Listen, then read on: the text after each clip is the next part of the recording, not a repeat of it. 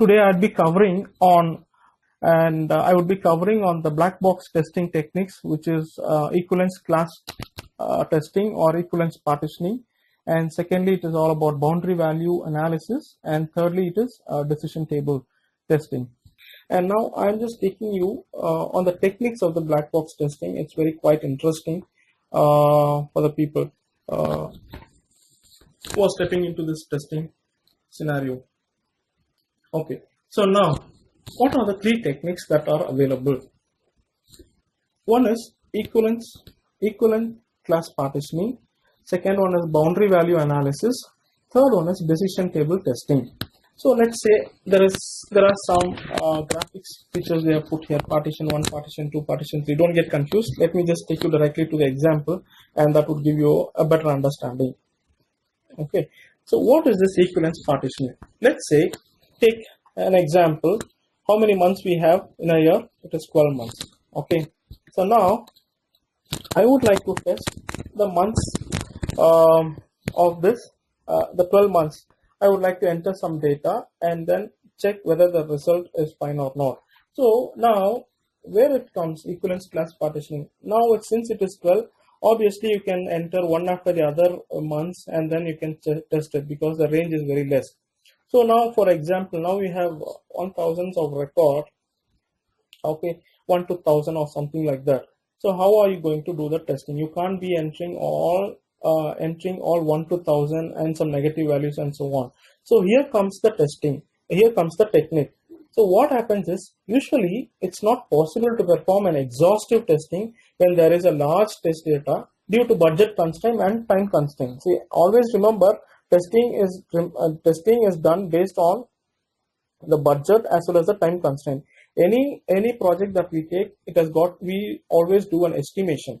Okay, so within this time frame that has to be done. So since we have some large data, we can't do an exhaustive testing. So we have taken a small example in this month of 12. So how am I going to do this equivalence partitioning testing? So rather than testing all these 1 to 12 numbers and lesser than the greater than number, how are we going to test it? What we do is, in the example, if I should take this, see, according to the example, what I do, first I'll take either in between the numbers 1 to 12. Either I can take 5th month or I can take an 8th month, either May or September. So which would be a valid test case condition. Okay, so now how am I going to do this? So before I go ahead, we have partitioned this into 3 values or 3 sets of data.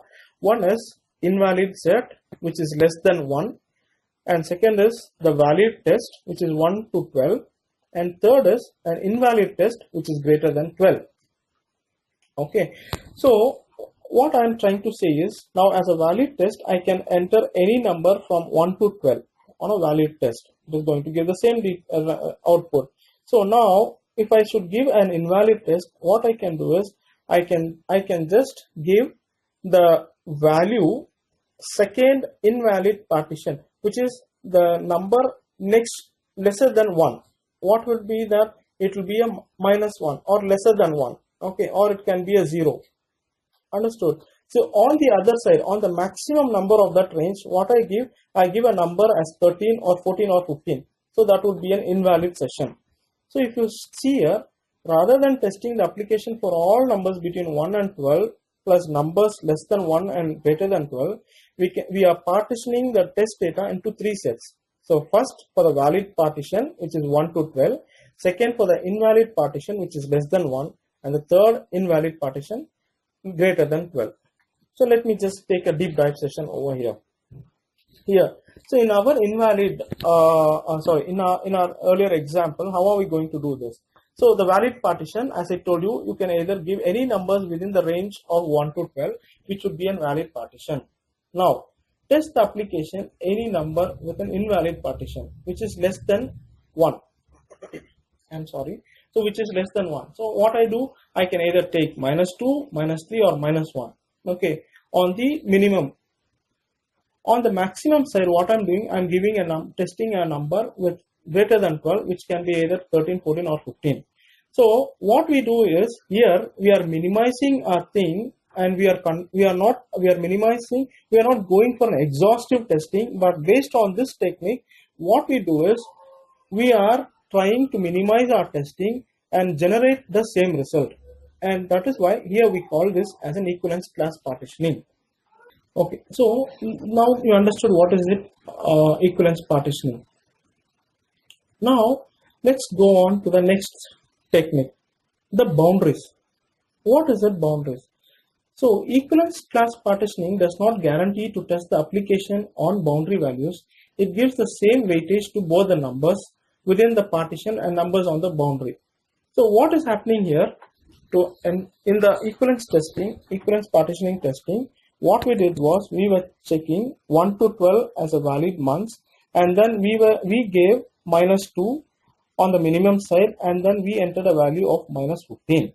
But now, what is that boundary? In boundary value, it is not necessary that you should go deep dive to the other numbers, minimum value numbers or negative numbers or greater than value.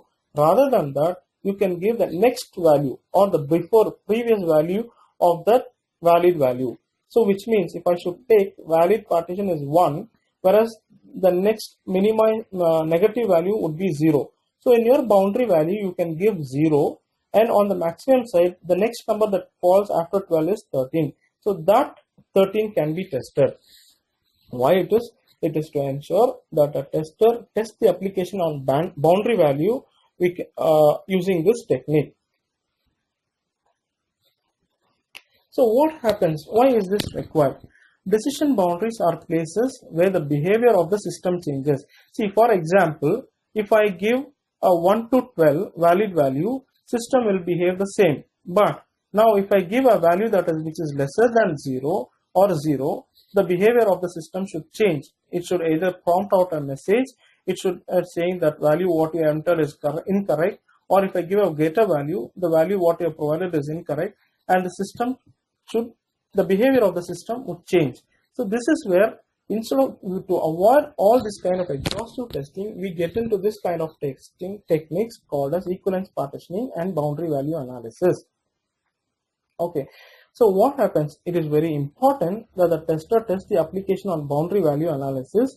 Equivalence partitioning and boundary value analysis are used together at all level of testing, be it unit testing or the integration testing. So now, equivalent partitioning and boundary value analysis together. So now I'm just correlating both. What makes a difference? According to the example, we had 3 equivalence partitioning tests and we had boundary value test scenarios. Okay, to perform both this equivalence partitioning and boundary value test, this below combination of test data can be checked out. So now what I am doing here for the equivalence partitioning, we said 1 to 12 is the month. So whereas I took 6, the month of June, and then the equivalence partitioning, I took the minimum value of -3 and the value of 20. Okay, so that is on the equivalence conditioning. And on the boundary value, what I did, I gave a value of 1 and 12, and the minimum value was 0 and the maximum next value was 13. So this is one combination of tests. So again, in the equivalence partitioning, in the boundary value, this would remain the same. The value what you are entering would remain the same for the boundary value. Whereas with the equivalence partitioning, you can give any number which is minimum than 4, which is lesser than 1 and greater than 12. So here what has happened is, in the next set of data, they have given -4, and on the other hand, they have given the 4 equivalence test, partitioning test. And there is one more scenario that they have written, it is -1 and 15. And the real data, valid condition what they given is 5. So these are the combination of set of data that we can use to test this partitioning condition. Okay, so now Yasha has asked me to explain the boundary value analysis. So what is this boundary value? As I told you, the boundary value, it is the numbers at the boundary available. So I told you 1 to 12. Okay, so now let me just take you the previous slide. So we have 1 to 12. Okay, so what is that you will be testing in 1 to 12 in boundary value analysis? What would be the immediate number lesser than 1? It would be 0, right? And what would be the next value immediately after 12? It would be 13. So that is the boundary of that value. Okay. So why is this required? Because decision, the boundaries, when I give a valid value, the value on the output will be generated as expected. So I want to check if I give the value which is lesser than 1 and greater than 12, what would happens? What would be the behavior of the system is what I'm going to check. You understood? So that is the reason we have this boundary value analysis. So for example, if there is a new guy who is coming and testing out, if I give him, boss, please check out 1 to 12, the months. What he would do, he will just simply enter, check for all from Jan to December. He will check everything, all the valid scenarios he will check, and he will say yes, it is passed. So he may not get into a negative scenario. What would happen if I enter a value which is lesser than 1? Okay, 0. So that is where we come into this picture. We use this boundary value analysis, where we call it as the immediate lesser number of the minimum value and the immediate greater number of the maximum value. So that is where we check out this boundary value analysis. So did I answer your question, Yasha?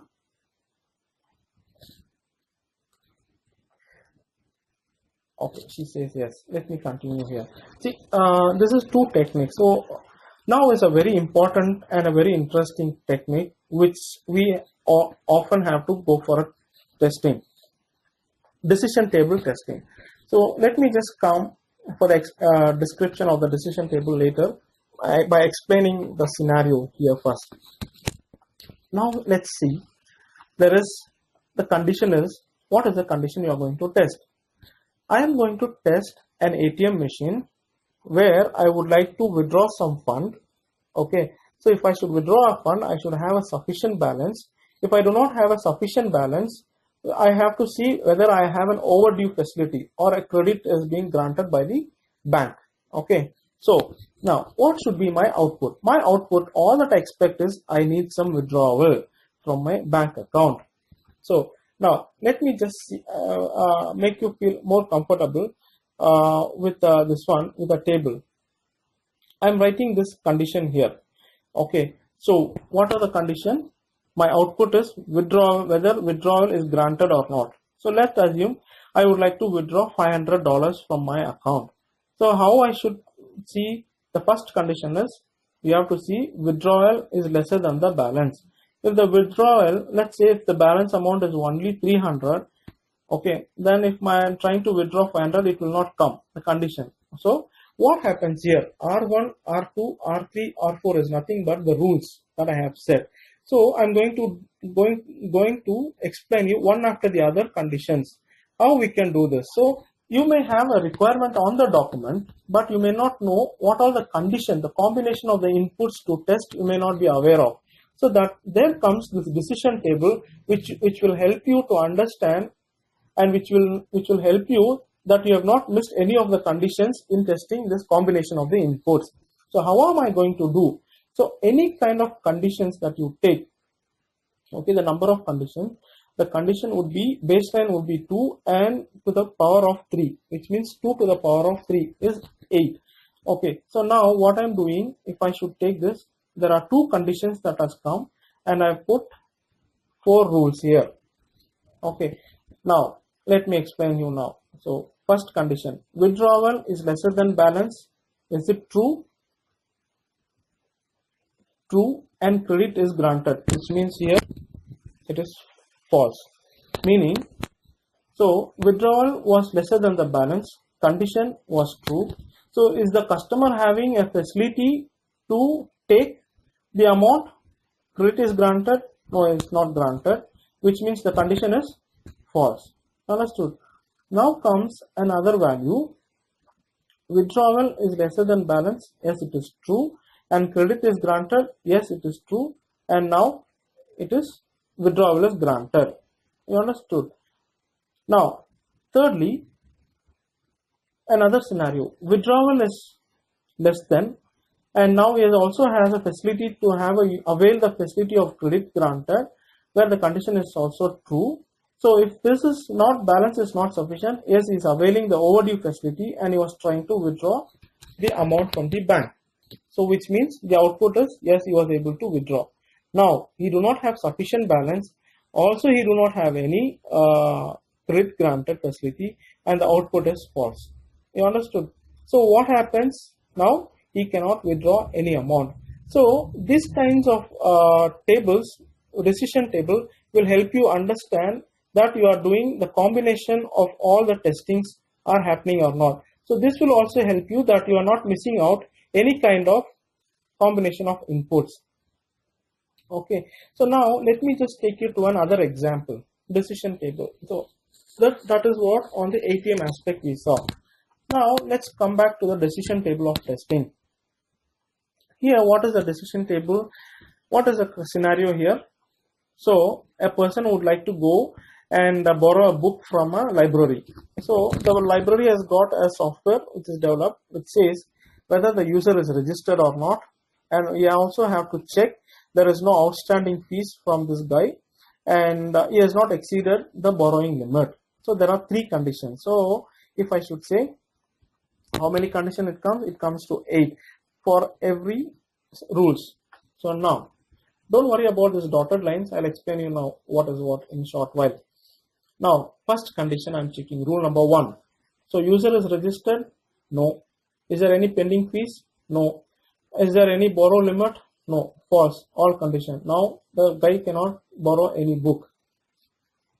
Is the user registered? Is not registered. False. Is there any pending fees? It is false. Is there any borrow limit? It is true, which means he is not having any borrow limit.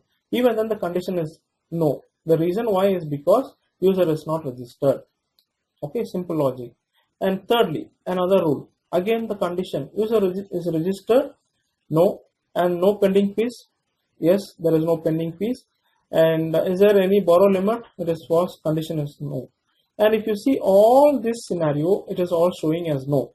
So which meaning in short, if the user is not registered, then the other 2 inputs are irrelevant. So you understood what I'm saying. Since the user is not registered, all these 4 can be clubbed into one test case, can be tested in one shot. Okay, so now let me just come to this value, R5, rule number 5. Is the user registered? If you see all the scenarios is yes. Second scenario is what? Is there any pending fees? There is, yes, there is a pending fees. And if there is a borrow limit? No, he can't withdraw because there is a outstanding fees and he has exceeded the borrowing limit, so I can't provide the book. Understood? So now user is registered and there is no pending fees, but yes, there is a borrowing limit. So even then he can't be provided. Okay, the condition is not satisfied here. So when it is becoming yes, user is registered, there is no pending fees and there is no borrow limit, then yes, he can be given the book. So now how I can club this test cases? Combination of input. Now since we saw in the earlier slide R1, R2, R3 and R4. R1 and R2, since here the user is not registered, the value is I cannot provide the book for him. So what I am trying to do is I am trying to merge the first columns as the user is not registered into one test cases. You understood what I am meaning? What I mean? So that is one condition where you are clubbing up all the test cases. You are minimizing your test cases, but ensuring you are checking, you are testing the combination of all the inputs. So thirdly, now here R2 and R3, what is happening? Yes, the user is having a pending fees. Then also he cannot borrow books because he has a borrow limit. So here there is a pending fees. Still there is a borrow limit. Even then he can't buy the books. Okay, so even this can be clubbed to one test cases. What is happening? We have merged the next 2 columns as the user was having pending fees. You understood? So this is how we make to simplify the combination of the inputs, and we ensure that there is a proper testing has been done. Okay, if I hope you understood this decision table. So any doubts on this, guys? If you have anything. So now this is all about the decision table and the 3 techniques that we just saw on this.